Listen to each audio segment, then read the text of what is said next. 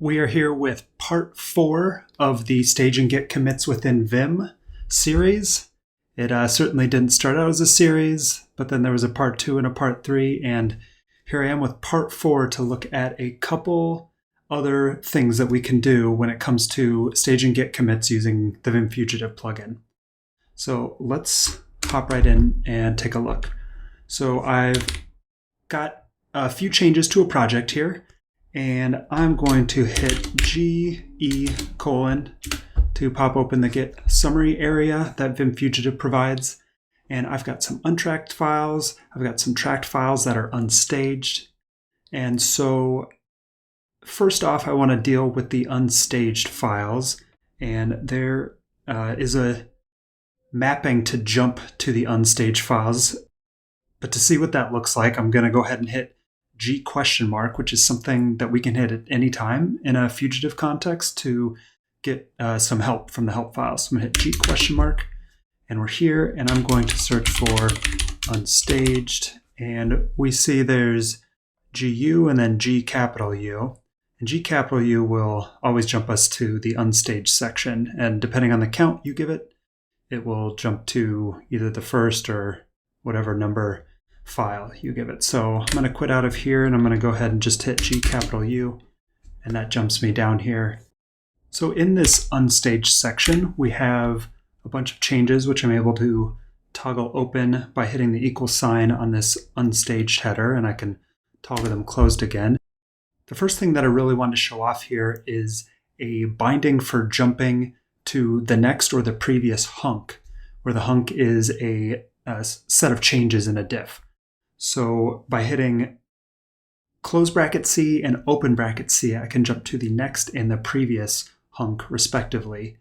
And so if I were to hit equal here and then hit close bracket C, it would jump me to this line here, 13, which contains sort of the header for the hunk, and then the actual changes that are part of that hunk are lines 17 through 21. Now, I don't want to include the changes in this file in this particular commit, so I'm going to go back up here and toggle this closed again. And in doing so, I'll be able to show you that if I am to hit close bracket C while the files are all collapsed as they are now, it will automatically open them for me, jumping ahead. So this opened the one I was just looking at, but I can hit it again to jump to the next one down there. This is a change I want to include, so I can hit S to stage it. And I don't have to go down and hit S here, although I could, but rather I can hit S on the hunk header and it will stage it. So that's staged, and it's showing up line 29 in our staged area. And I can just continue down, hitting close bracket C to continue to jump through the next hunk and the next hunk. Now, so far, all the files we've looked at have just had a single hunk of changes to look at. So that's not particularly exciting, although, again, it's a way for us to navigate through all the different unstaged files we have. But we'll see in the next file, which I'm going to ignore this stuff here and jump to the next file with close bracket C, that we're going to have several hunks in this file. So I can kind of jump forward like that to look at them. I can then use open bracket C to jump back through them. And let's see, I want this hunk here, so I'll say stage with the S, and it moves my cursor down to the next hunk then. So I'm looking at this create table diff, and I'll say, yeah, I want to stage that as well. So I hit S.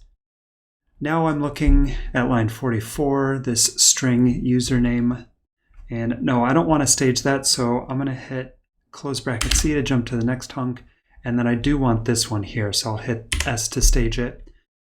And now here's where I'll hit G?, to jump me back up towards the top of the unstaged section, and I can hit U to collapse all of these, and I hit ZZ to sort of center myself. And now I've got my stages that I've got my changes that I want staged in the staged area. I've left everything else behind in the unstaged area, and I'm ready to make a commit. Let's see, CVC, that's the one that I tend to use. You can do amend commits. You could just hit, CC to create a commit, and so try that now, and it opens up a commit window. with the changes that are going to be included mentioned there. And I could go ahead and add a commit message right here. So those were the things that I wanted to show. Again, the close bracket and open bracket C to navigate through the hunks, and then being able to hit stage or hit the S key to stage changes in the unstaged area from the hunk header, and then you can do the reverse in the staged area by hitting U to unstage a hunk. Yeah, that's again vim-fugitive. There's so much packed into this plugin that you can do in terms of staging commits and all the other aspects of Git.